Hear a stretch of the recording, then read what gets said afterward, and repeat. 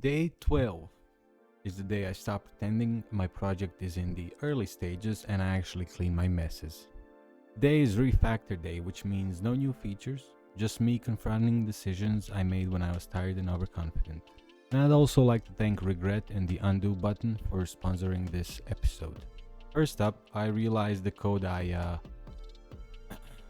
wrote last time was a bit lacking, so I had to go back and write a couple of adjustments, nothing too much, and also implement a drag and drop system, which, games need it.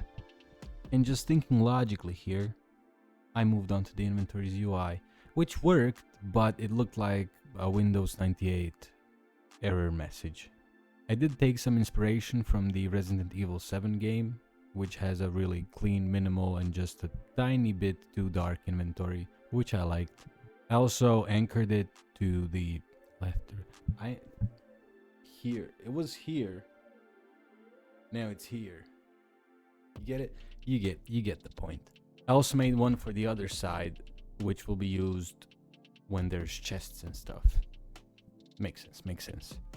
Also, I'm trying to keep the center of the screen kind of cluster free since the game will not pause when you enter inventory. So yeah, this is the phase where I move things 2 pixels at a time and just call it design. I also went back and cleaned up the folder structure a bit because there was some trash was there. It looked like a crime scene. Get it? Crime scene. And Godot uses scenes. Forget I said anything really. And then I moved on to the movement, which before movement felt like steering a shopping cart with 2 broken wheels. Now it feels like there's only 1 wheel that is broken. And also realized that half the features I made were just bugs that felt okay. It's weird because when refactoring, nothing new happens, but everything feels better. I just adjusted like half the variables and it will need more adjusting.